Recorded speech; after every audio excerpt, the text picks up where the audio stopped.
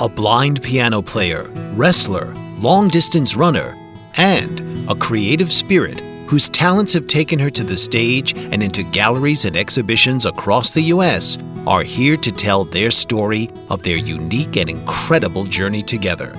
Welcome to the Nancy and Mike Show. Nancy and Mike will engage you with some of the most unimaginable and heartwarming stories of their extraordinary life. So please welcome your hosts, Nancy and Mike.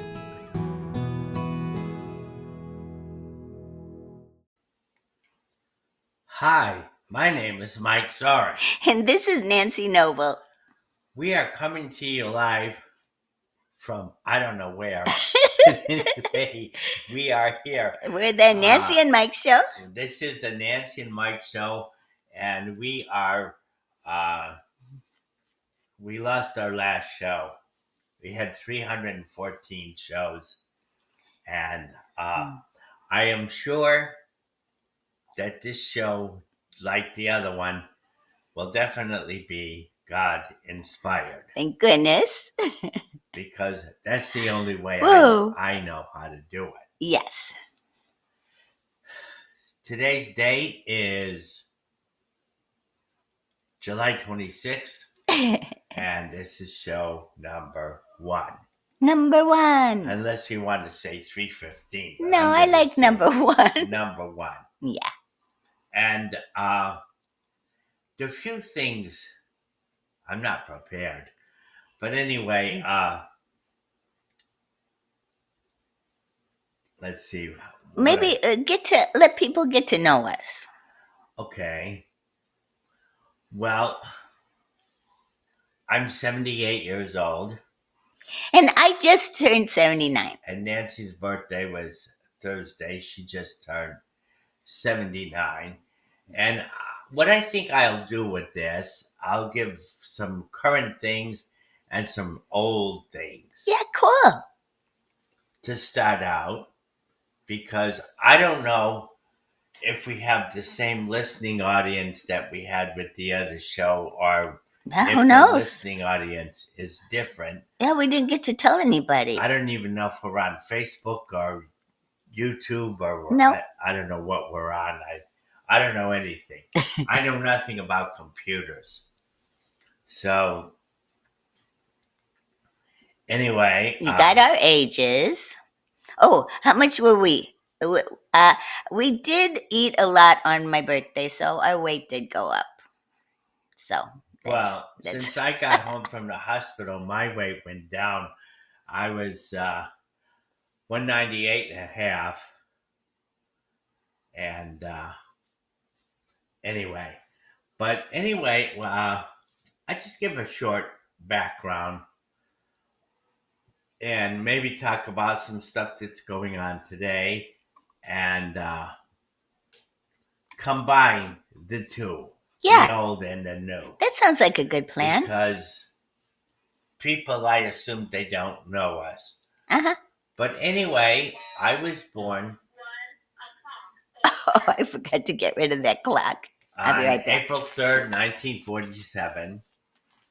And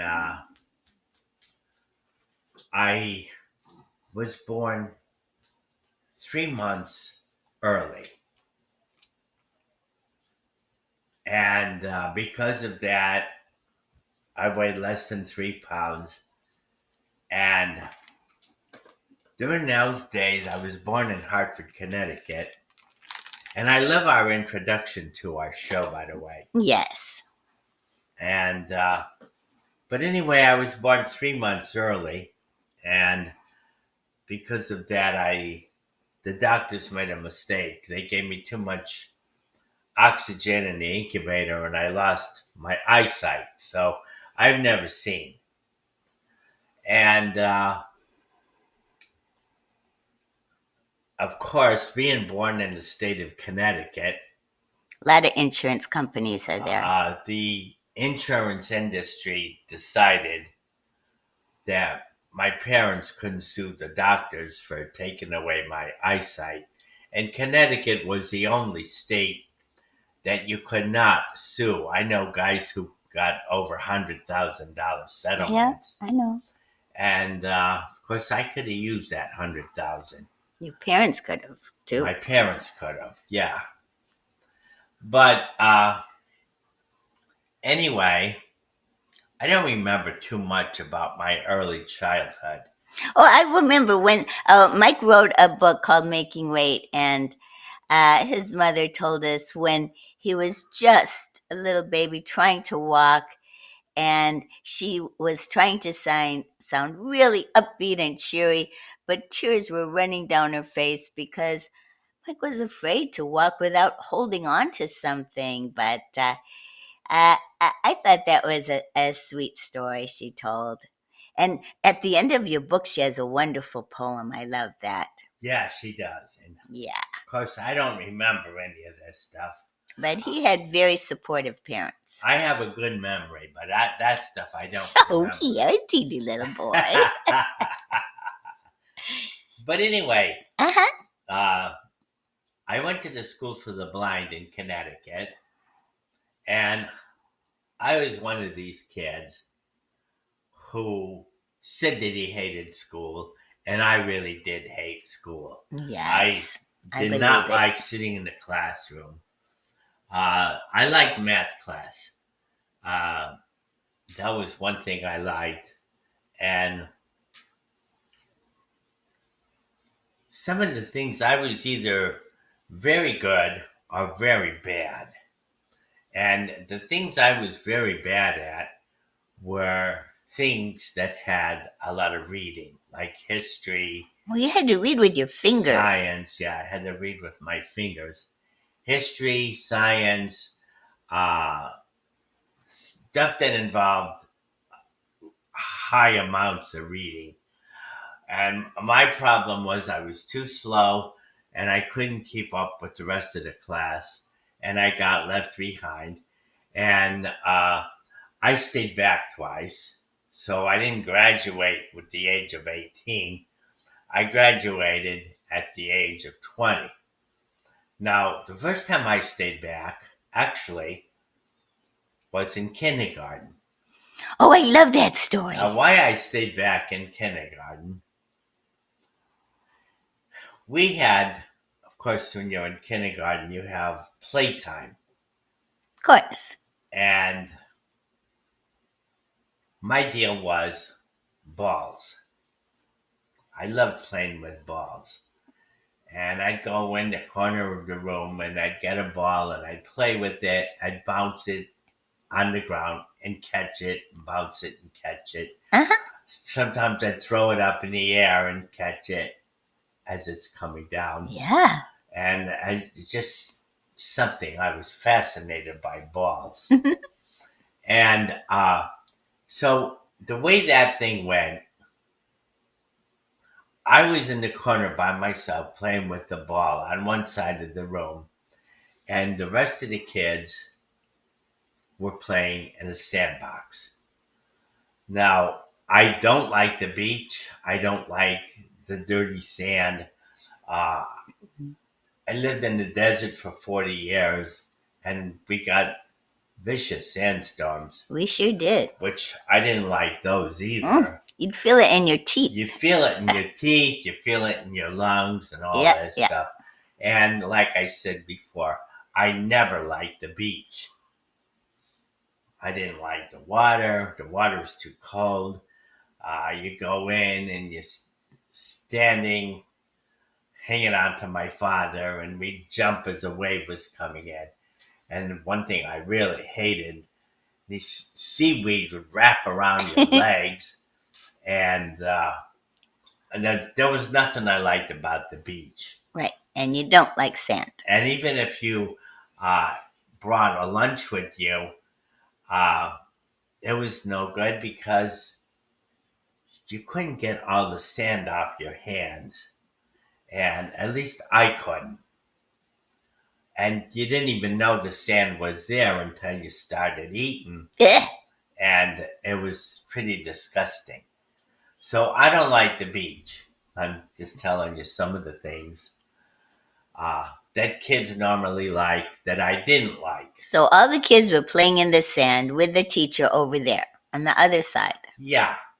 And the teacher came over to see me and she said, "Would you like to play with the other kids?" I said, "No, I'm going to play with the ball here in the other corner of the room," which I thought she was giving me a choice. Yeah, wouldn't you like to, she said. She said, "Wouldn't you like to?" Which I had no interest whatever of playing in the sand with the other kids. It was kind of a small sandbox, and she didn't need a big sandbox for a bunch of kindergarten kids. And they're all blind. Yeah, and somebody spilled sand on the floor. And the teacher said,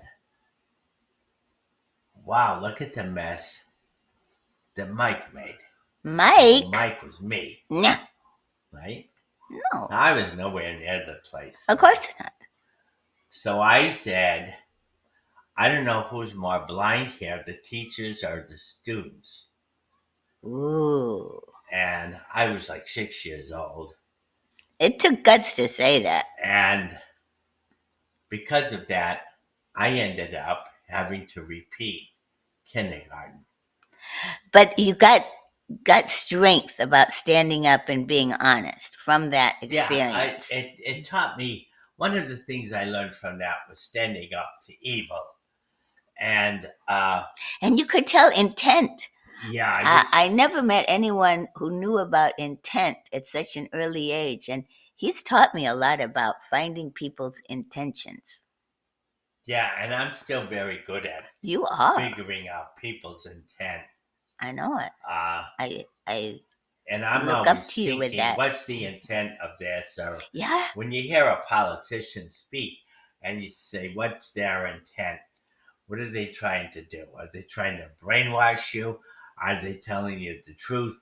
What is the deal with this? Are they trying to pull the wool over your eyes? Yeah, are they lying to you?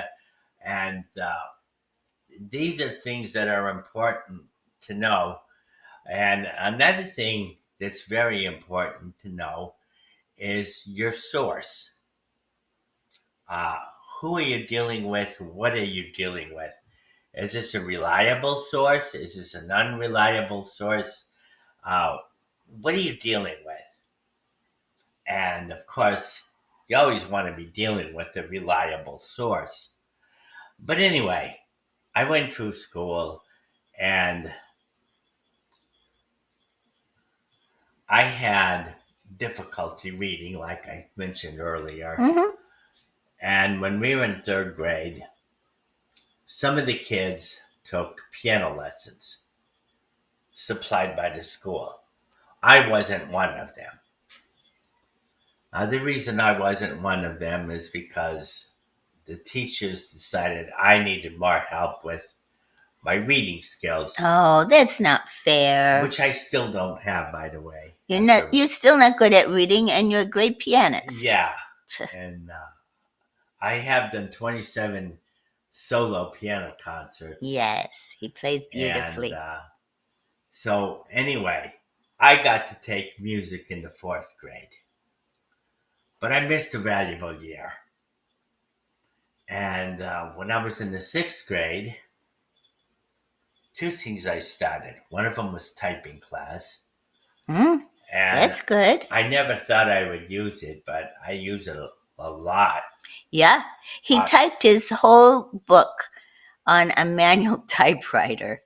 And I'm not into computers, so That's 1 minute. I had to use manual typewriter to write letters because people can't read Braille.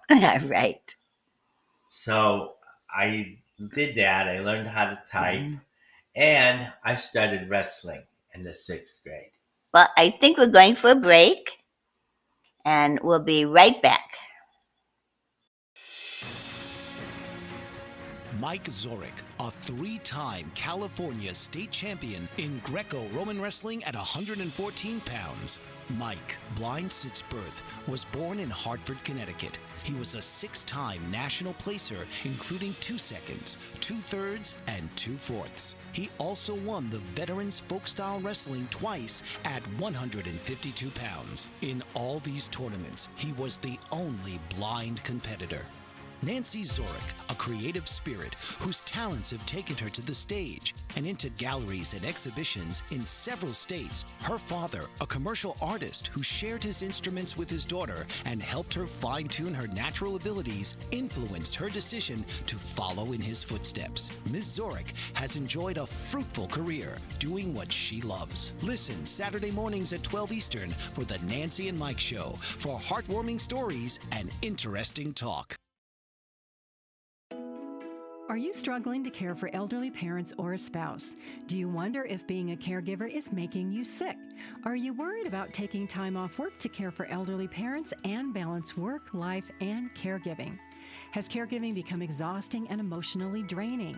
Are you an aging adult who wants to remain independent, but you're not sure how? I'm Pamela D. Wilson. Join me for the Caring Generation radio show for caregivers and aging adults, Wednesday evenings, 6 Pacific, 7 Mountain, 8 Central, and 9 Eastern, where I answer these questions and share tips for managing stress, family relationships, health, well-being, and more. Podcasts and transcripts of The Caring Generation are on my website, PamelaDWilson.com, plus my caregiving library, online caregiver support programs, and programs for corporations interested in supporting working caregivers. Help, hope, and support for caregivers is here on The Caring Generation and PamelaDWilson.com. Hi, my name is Mike Zorich. And this is Nancy Noble. We are coming to you live broadcasting from, this is a Nancy and Mike show. I don't know my cues here. Yes, we're learning. And one of these days I will find out, or somebody will tell me and I'll figure it out and I'll remember. Yes. But that time has not arrived. And but when we left, I was talking about wrestling. Now, when I was in the 6th grade, we had, on every Tuesday night, recreation. So what recreation was, most of the blind kids lived at the school. And what the recreation thing was you could bowl, you could play checkers, we had a basketball court, we had shuffleboard. Cool. And sounds fun. We had a variety of things we could do during recreation period. Yeah, sounds and fun. It wasn't a long period. I think it was like 6:30 to 8 at night on Tuesday nights. And I was there one day.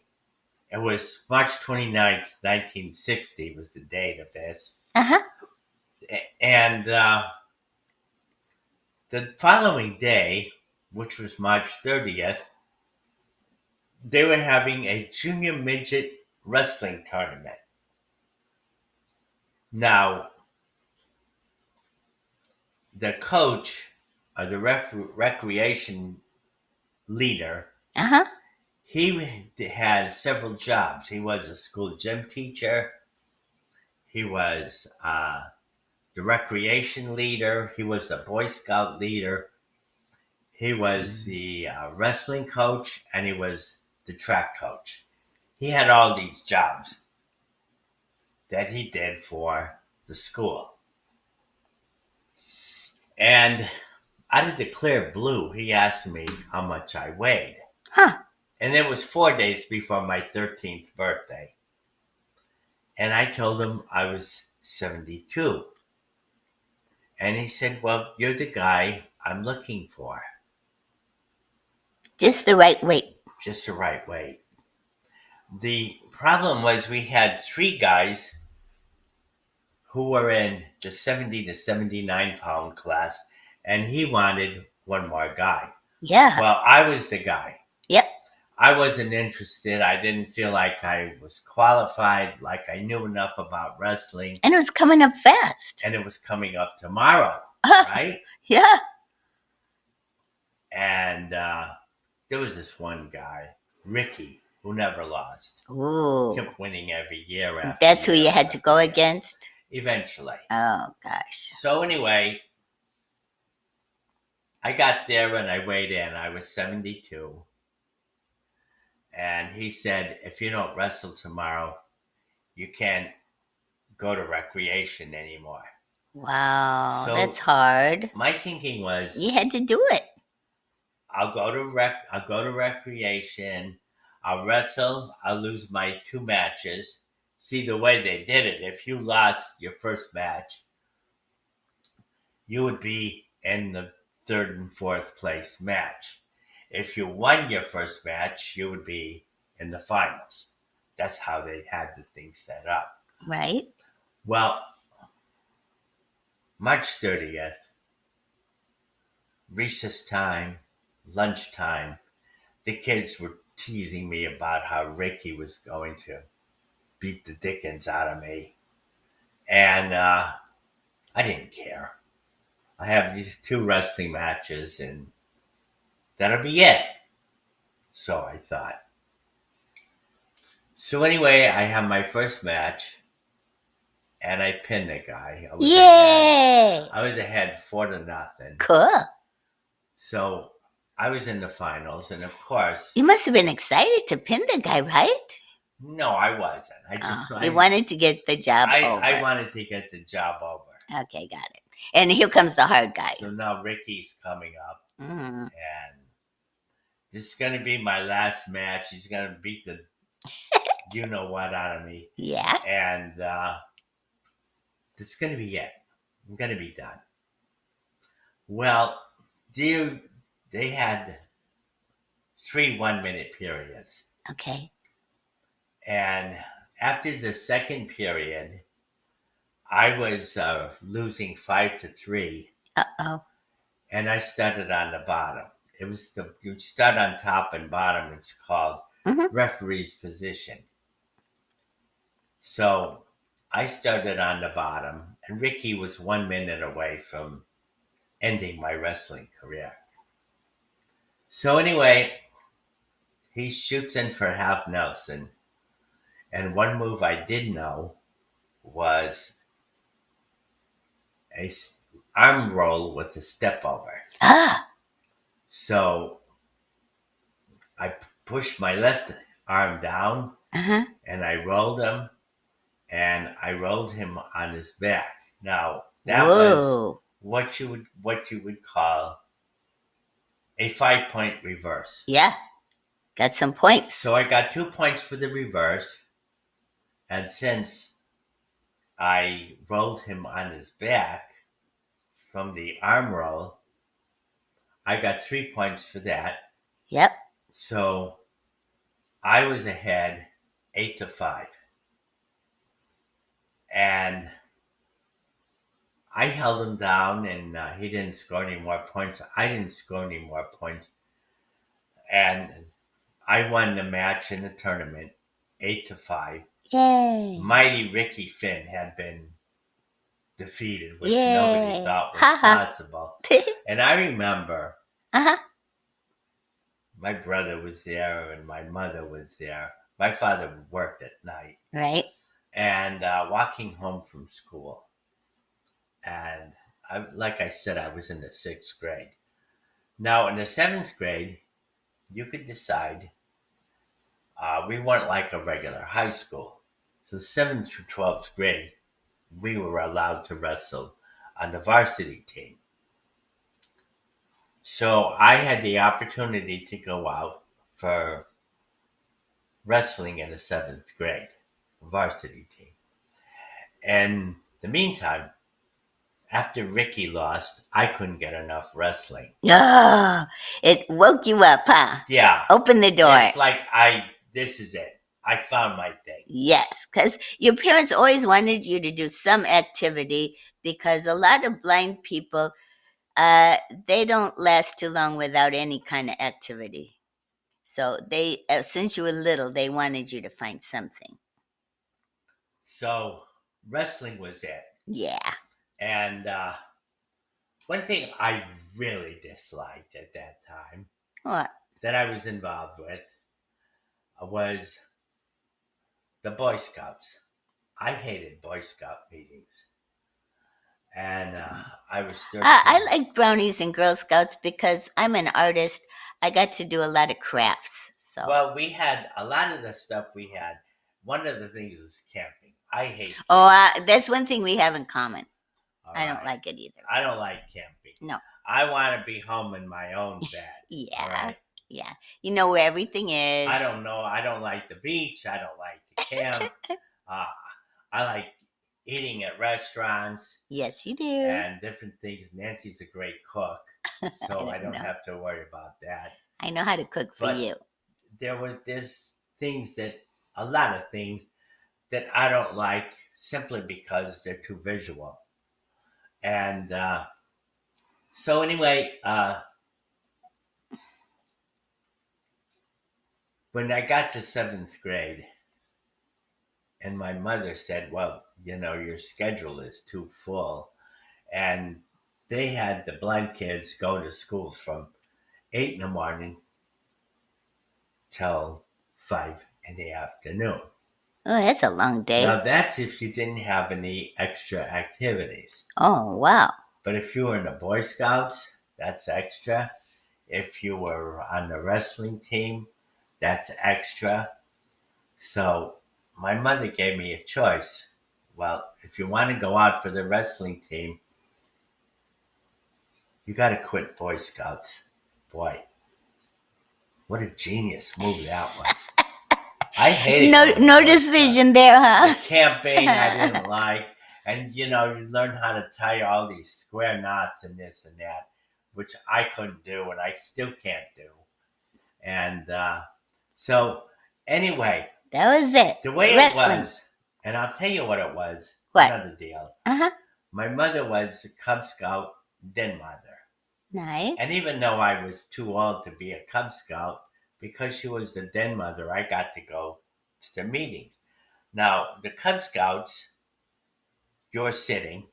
Boy Scouts, you were standing. And the Cub Scouts, you got refreshments every week. So I wanted sitting and refreshments. I didn't want to stand and do It sounds like you. Camping stuff. Yeah, well, it was me, believe it or not. And this is the way it was. Uh-huh. So I didn't have any trouble choosing wrestling and the Boy Scouts. That was right. that was a no-brainer. That was one of those choices you didn't have to think. You knew what you were going to do. The worst thing you could get is if you have to make a choice between two things and they're both things that you want. Well, this wasn't that kind of a case. And so anyway, that was the deal with this. Now, the problem, wrestling created a problem. I was in the 7th grade. I could wrestle varsity, but there was a problem. The lowest weight class was 95. And I was in my low 80s, 81 to 83.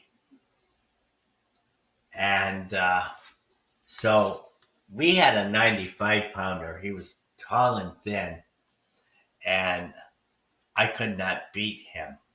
He was too big for me. And so maybe next week I'll talk about what happened in 8th grade with this kid in the 8th grade. He was older than me, and he was bigger than me, and I could not beat him. He wrestled 95. And I had one exhibition match, a kid from the American Schools for the Deaf, and it was a 5-5 tie. Now, later on, when I got in high school, I wrestled this kid, and I beat him 5-0. So even we both improved, and but I improved a little more than he did. And we were not in the 85-pound class. We were in the 112-pound class. Remember, his name was T. Nash. And anyway, in the second match, high school, I beat him 5-0. But I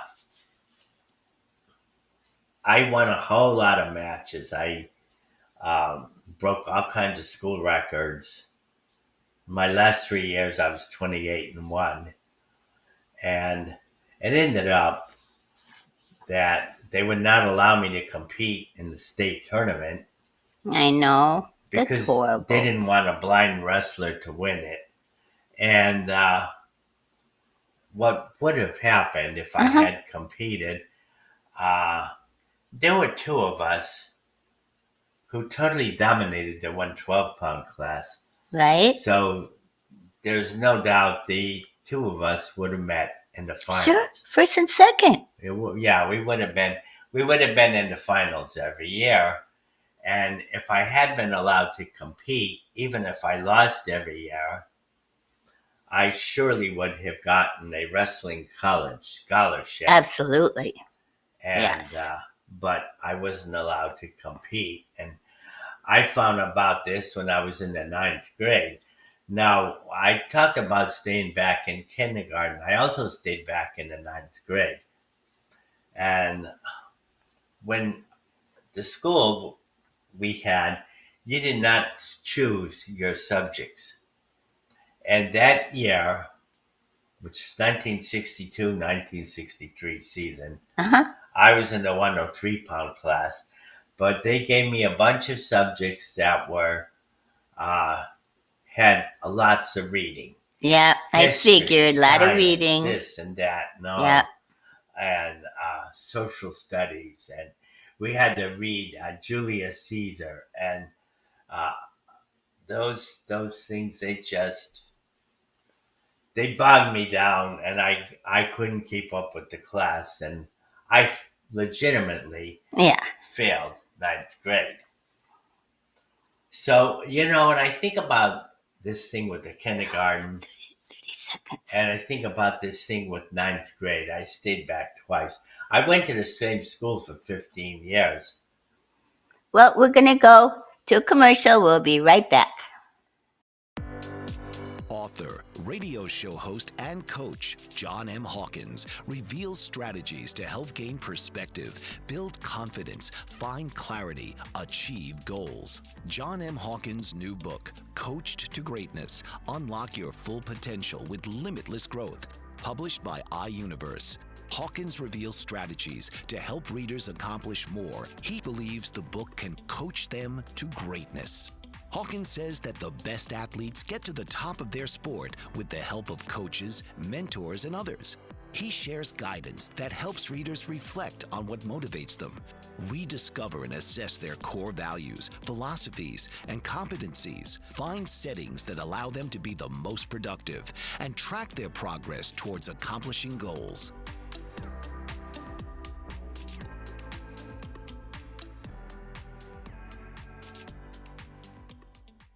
What if there were a super tiny device that could diagnose the brain and is smaller than a single human hair? What if you could see inside the brain to help an epilepsy patient during surgery or to help the fight against Parkinson's disease? Dr. Patricia Broderick is proud to announce the Broderick Probe, a biomedical and electronic breakthrough. Imagine a probe to help with the understanding and potential cure of brain-related diseases. To learn more, listen live to the Easy Sense radio show with host Dr. Broderick. And to help support the Broderick Foundation, please go to EasySense.com and learn how, with your help, we can fight these horrific brain disorders. That's EasySense.com to learn more and help support the Broderick Foundation.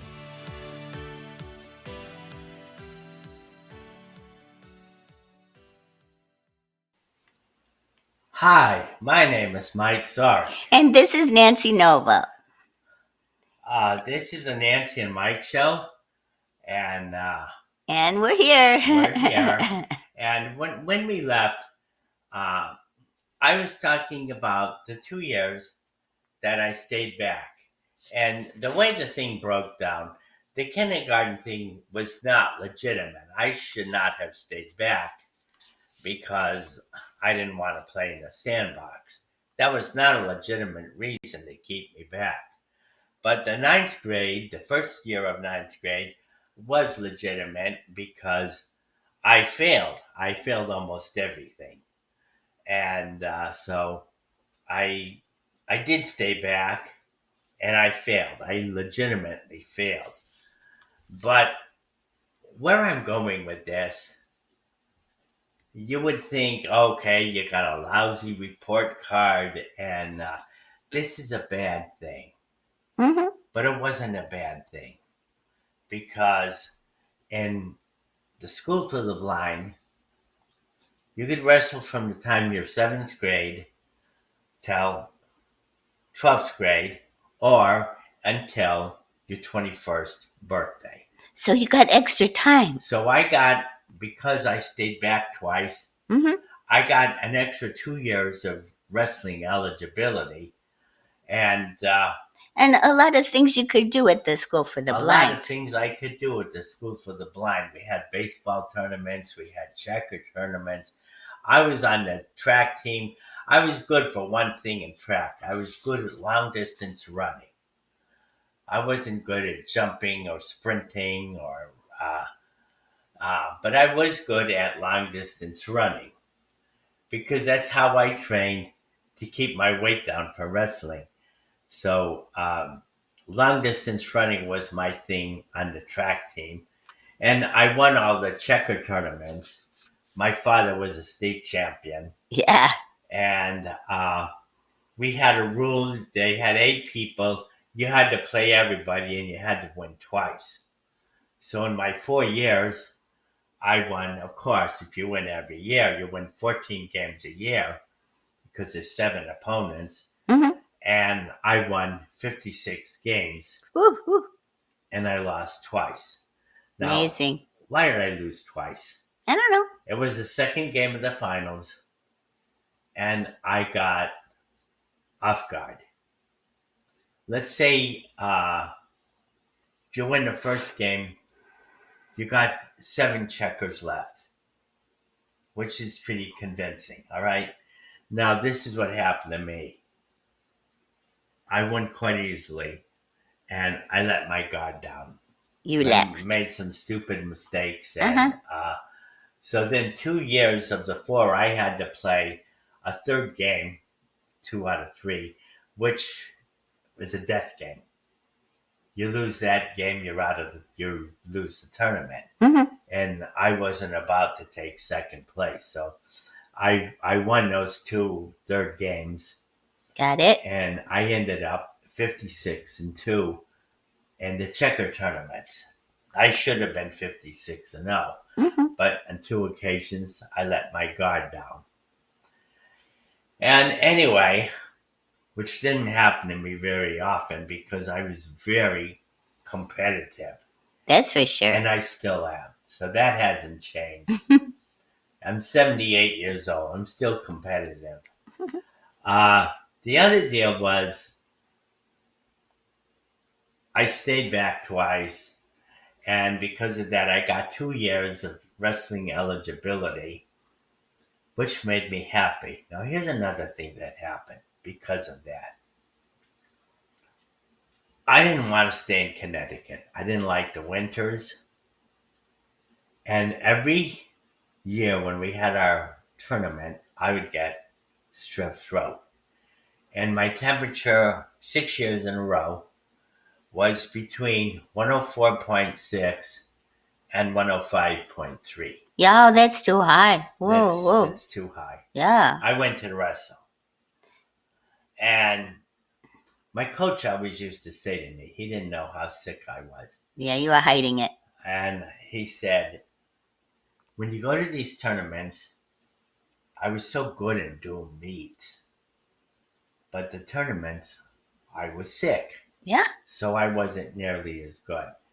And he used to say to me all the time, just breathe in a situation where each tournament is 3 dual meets. Yeah, but he didn't know how sick you But he were. didn't know how sick I was.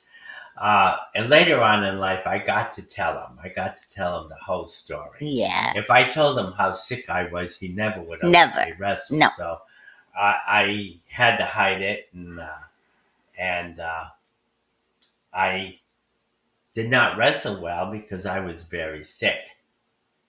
So one of the things was when I graduated high school, I blamed the winter weather for my getting sick. It was always the last week of February Hmm. I would get sick. So you wanted to leave I wanted to Connecticut. leave, and a lot of the big tournaments Hmm. were in the spring.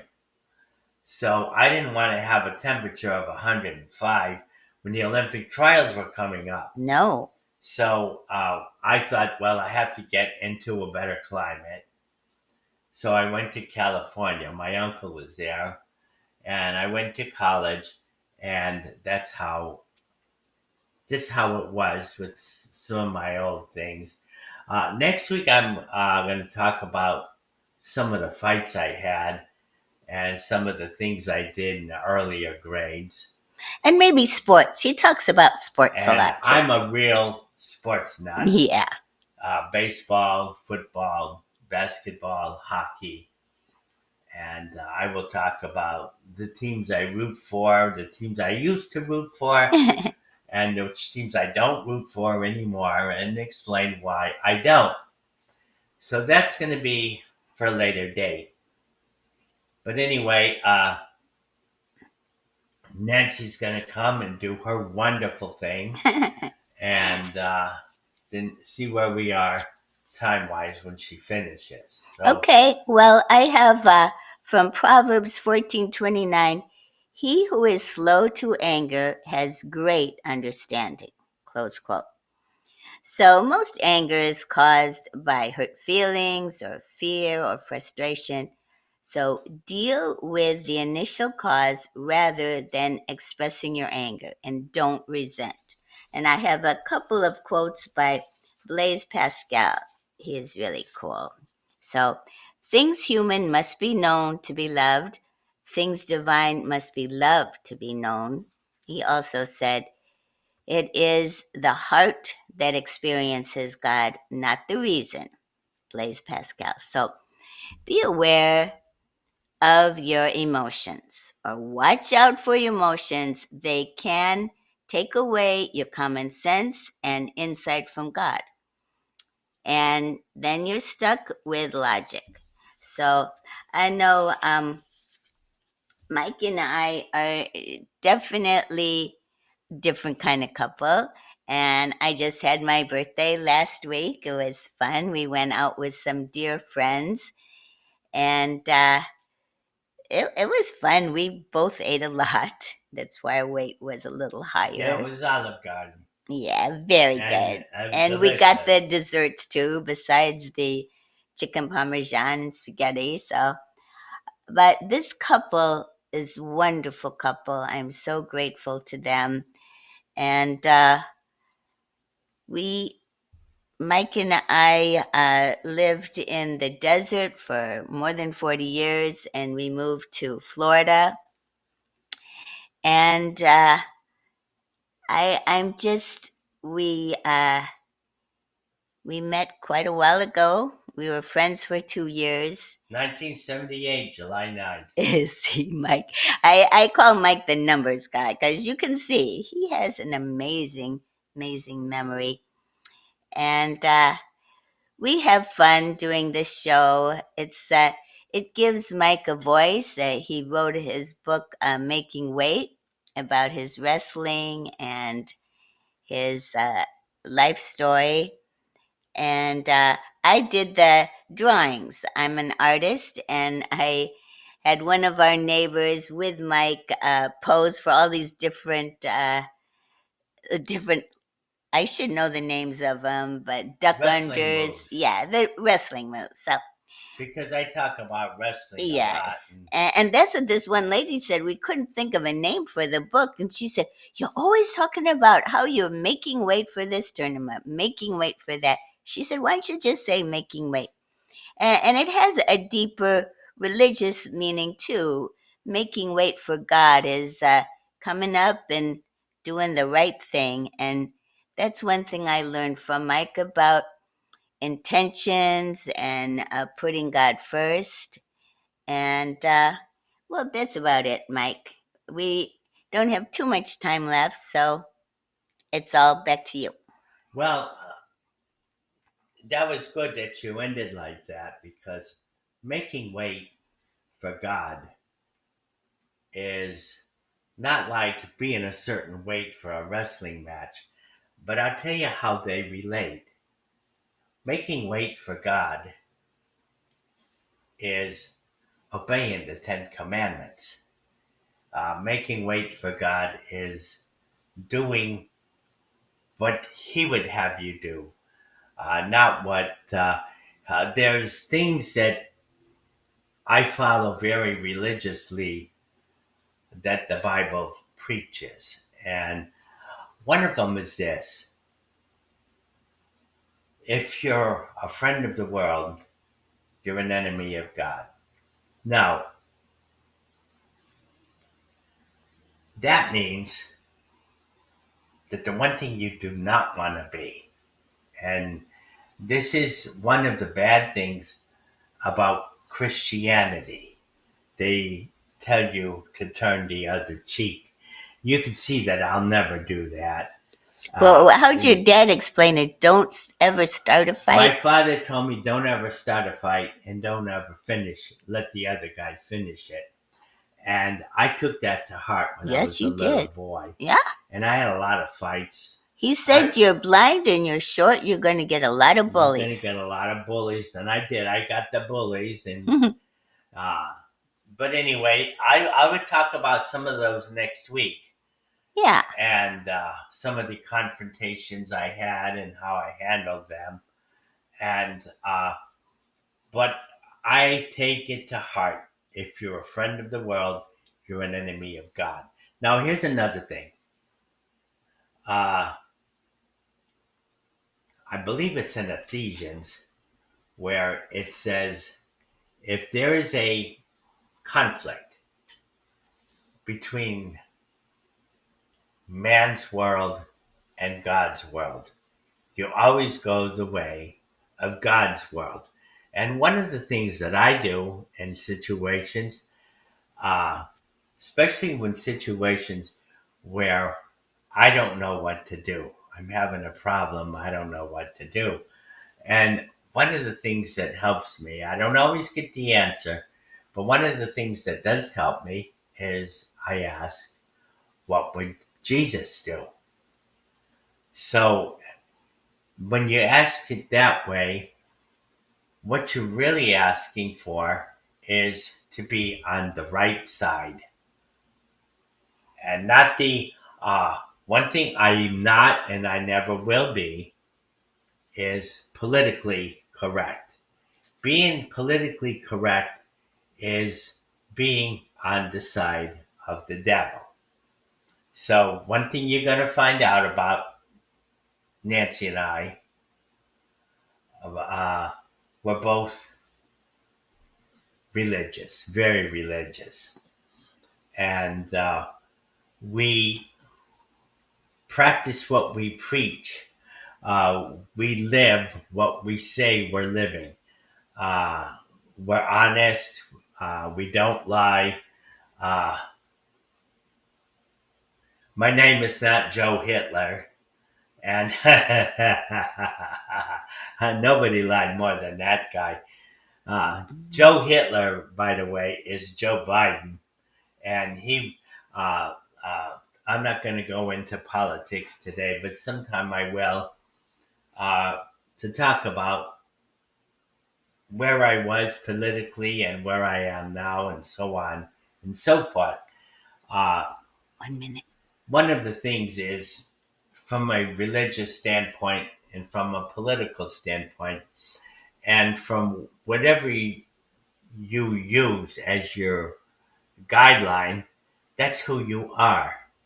And one of the things I like to do is talk about who I am, what I stand for, because people who don't know you,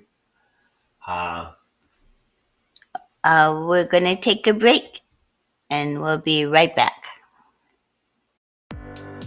Author, radio show host, and coach John M. Hawkins reveals strategies to help gain perspective, build confidence, find clarity, achieve goals. John M. Hawkins' new book, Coached to Greatness: Unlock Your Full Potential with Limitless Growth, published by iUniverse. Hawkins reveals strategies to help readers accomplish more. He believes the book can coach them to greatness. Hawkins says that the best athletes get to the top of their sport with the help of coaches, mentors, and others. He shares guidance that helps readers reflect on what motivates them, rediscover and assess their core values, philosophies, and competencies, find settings that allow them to be the most productive, and track their progress towards accomplishing goals.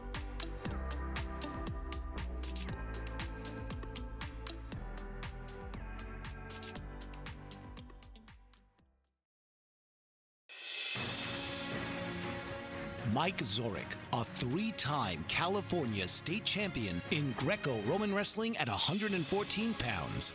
Mike, blind since birth, was born in Hartford, Connecticut. He was a six-time national placer, including 2 seconds, 2/3, and 2/4. He also won the Veterans Folk-Style Wrestling twice at 152 pounds. In all these tournaments, he was the only blind competitor.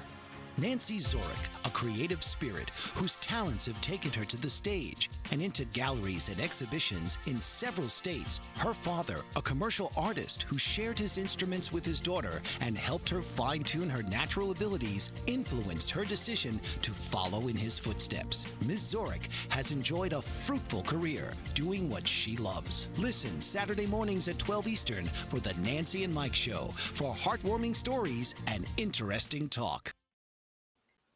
Hi, my name is Mike Zorek. And this is Nancy Noble. We are coming to you live. This is a Nancy and Mike show. And I try to think, I'm so used to saying where we're coming live from. That's But okay. I don't know where we're coming live from. I just know we're here. We're coming live from our living room. Yeah, we're coming live from maybe somewhere in New York. But anyway, one of the things I was talking about is how we live Uh-huh. and what our basis for our decisions that we make are. And sometime I will go into things that Nancy likes to do and that I like to do. And but today I'm just